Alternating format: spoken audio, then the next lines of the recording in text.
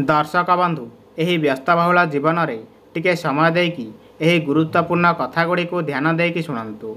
घरर पूर्वपुरुषंकर कौनसी भी फटो को पूजा घरे बा ठाकुरंक घरे रखिबा उचित नुहे। सेमानंक फटो को आपण माने दक्षिण दिगरे लगांतु। रोषेई घर को जाइकी केबे भी कांदिबा कथा नुहे, कारण यह स्वास्थ्य उपरे विपरीत प्रभाव पकाई थाए। उत्तर दिगरे धातु निर्मित कईंछ रखिबा द्वारा घरे सुख समृद्धि सुनिश्चित बुद्धि होइथाए। भोजन कर सारिया परे अईंठा बासन को अधिक समय पकईकी रखंतु नाही। यह द्वारा गृह को दारिद्रता प्रवेश करिथाए। मन रखिबे, घर निर्माण करने समय यह निश्चय ध्यान दियंतु कि गोटे सरल रेखारे घरर तीनोटी कबाट केबे भी रखिबे नाही। यह घर पाई अमंगल होइथाए।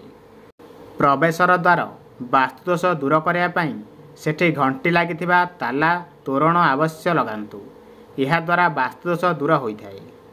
सीढ़ी तैयारी करने समय ध्यान रखंतु कि सीढ़ीर आरंभरू एवं सीढ़ी सरीबा जगार कौनसी दुआर रखिबा उचित नुहे।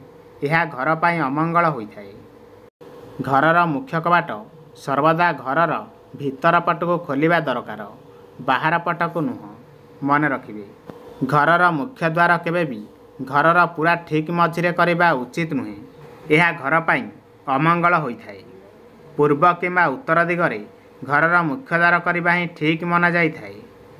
आपणकर इष्टदेवता बा देवीदेवंकर स्मरण प्रतिदिन अवश्य करंतु। गृहरे रहुथबा विवाह घरर निमंत्रण पत्र को केबे भी हेले चिरिकी नष्ट करंतु नाही। यह द्वारा गुरु एवं मंगल दोष लागिथाए।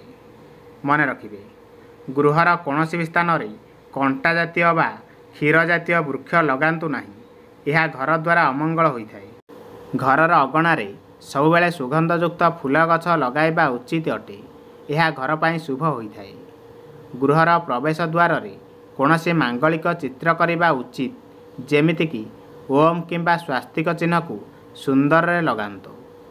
गृहर मुख्य द्वार रे आपण प्रभु श्री गणेशंकर फटो किंबा धनर देवी माँ लक्ष्मींकर फटो मध्य लगाई पारिबे। यह घर पाई मंगल होइथाए। प्रवेश द्वार करने समय यह ध्यान दियंतु कि यार लंबा चौड़ा ठारू 2 गुण हेबा उचित अटे। घरर मुख्य द्वार सामने पानीर कौनसी उत्स रहिबा को शुभ बोली विवेचना करा जाए नहीं।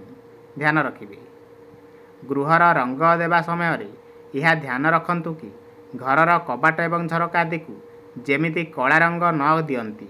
एमिति करिबा द्वारा घरे अमंगल वास होइथाए। घरर कौनसी कांथ छात किंबा कोणरे कौनसी क्षति हेबा उचित नुहे। जदि यह घटिछि तेबे तुरंत ताहाकु मरामती करि नियंतु। घरर मुख्य द्वार सामने मंदिर भी करबा कथा नुहे। यह वास्तुशास्त्र रे शुभ बोली मना जाए नहीं। मन रखिबे, घरर कौनसी भी कोणरे बंद होगी पड़िथिबा घंटा को लगांतु नाही एवं भांगी जाइथिबा कौनसी काच जिनिस आदि को घरे रखंतु नाही। यह को बाहर फोपाड़ी दियंतु। निजर बेडरूम रे केबे भी आईना लगाइबा कथा नुहे। यह अमंगल होइथाए। शयन कक्षरे आपणकर बेड सामने केबे भी ड्रेसिंग टेबुल को रखंतु नाही। जदि भी रखुछंती तेबे आईना उपरे गोटे परदा पकई दियंतु। यह मंगल होइथाए। रोषेई घरे खाद्य रोषेई करने समय यह ध्यान रखिबा उचित कि पूर्व दिग को मुह करिकी खाद्य रोषेई करबा उचित अटे। खाद्य सेवन करने समय ध्यान देवे पूर्व दिग को सर्वदा मुख करिकी खाद्य सेवन करबा उचित अटे। यह पाचन शक्ति वृद्धि होइथाए। विवाह योग्य झील माने केवल उत्तर पश्चिम दिगरे सेमानंकर कोठरी रखिबा उचित। यह सेमानंक पई विवाह रे थिबा बाधा गुड़ी को दूर करिथाए। पढ़िबारे कम रुचि रखुथिबा पिलामानंकु सर्वदा पूर्व दिग को मुख करी पढ़िया पाई कहंतु। यह द्वारा बहुत उपकारिता मिलिथाए। नकारात्मक शक्ति को दूर करिया पाई सप्ताह को थरुटिए पानी रे लुण मिसाई पूरा घर पोछा करंतु। गृहरे निहाती भावरे शंख रखिबा कथा। यह को प्रतिदिन बजाइबा द्वारा सकारात्मक शक्तिर प्रभाव पड़िथाए।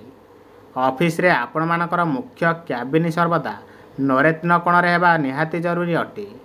रोषेई घरर सिंक सबुबेले ଐଶାନ୍ୟ କୋଣରେ ବନାଇବା ଦରକାର। ମନେ ରଖିବେ। ରୋଷେଇ ଘରେ ଲାଗିଥିବା ଆଲମାରିକୁ ପଶ୍ଚିମ କିମ୍ବା ଦକ୍ଷିଣ ଦିଗ କାନ୍ଥରେ ଲଗାଇବା ଉଚିତ ଅଟେ। ରୋଷେଇ ଘରର ଦକ୍ଷିଣ ଦିଗରେ କୌଣସି ବି ଝରକା ଲଗାନ୍ତୁ ନାହିଁ। ମନେ ରଖିବେ। ମହିଳାମାନେ ପ୍ରତିଦିନ ସକାଳୁ ଉଠିକି ଗୃହର ମୁଖ୍ୟ ଦ୍ୱାରରେ ଜଳ ଢାଳିବା କଥା। ଏହାଦ୍ୱାରା ଗୃହରେ ମା ଲକ୍ଷ୍ମୀଙ୍କର କୃପା ଲାଗି ରହିଥାଏ। ମନେ ରଖିବେ। ରୋଷେଇ ଘର ଏବଂ ପ୍ରବେଶ ଦ୍ୱାର ଏକଦମ ସିଧାରେ ରଖିବା କଥା ନୁହେଁ। ଯଦି ସମ୍ଭବ ହୋଇ ନ ପାରୁଛି ତେବେ ଆପଣ ରୋଷେଇ ଘରର ଦୁଆର ମୁହଁରେ ପରଦା ଲଗାଇ ଦିଅନ୍ତୁ। ମନେ ରଖିବେ। ଘର ଭିତରେ ପୂର୍ବ ଦିଗରେ ପିପଳ ଗଛ ଲଗାଇବା ଉଚିତ ନୁହେଁ। ଏହା ଘର ପାଇଁ ଅମଙ୍ଗଳ ହୋଇଥାଏ। ମନେ ରଖିବେ। ଖାଦ୍ୟ ସାମଗ୍ରୀକୁ ରୋଷେଇ ଘରର ଦକ୍ଷିଣ ପଶ୍ଚିମ ପଟେ ରଖିବା ଉଚିତ ଅଟେ। ରୋଷେଇ ଘରର ଚୁଲି କେବେ ବି ଉଜ୍ଜ୍ୱଳ ଆଲୋକରେ ଜଳାଇବା ଉଚିତ ନୁହେଁ, କାରଣ ଏହା ପିଲାମାନଙ୍କ ପାଇଁ ସମସ୍ୟା ସୃଷ୍ଟି କରିଥାଏ। ଘରେ କେବେ ବି ଜାଲ ସୃଷ୍ଟି ହେବାକୁ ଦିଅନ୍ତୁ ନାହିଁ। ବିଶେଷ କରି କୋଣରେ ଏହା ବାସ୍ତୁଦୋଷର ମୁଖ୍ୟ କାରଣ। ସିଡ଼ି ତଳେ କେବେ ବି ହେଲେ ପୁରୁଣା ଜିନିଷ ରଖିବା ପାଇଁ ଷ୍ଟୋର ରୁମ୍ କରନ୍ତୁ ନାହିଁ। ଏହା ଅମଙ୍ଗଳ ହୋଇଥାଏ। ବିଜୁଳିର ମୁଖ୍ୟ ବୋର୍ଡ ଅଗ୍ନି କୋଣରେ ଲଗାଇବା କଥା। ଧ୍ୟାନ ରଖିବେ। ପୂଜା ଘରର ଦୁଆର ସବୁବେଳେ 2 ଫାଳ କବାଟ ହେବା କଥା। ଧ୍ୟାନ ରଖିବେ। ବେଡରୁମ୍ରେ କେବେ ବି ହେଲେ ଦେବତାଙ୍କର ମୂର୍ତ୍ତି ଲଗାଇବା କଥା ନୁହେଁ। ମନେ ରଖିବେ।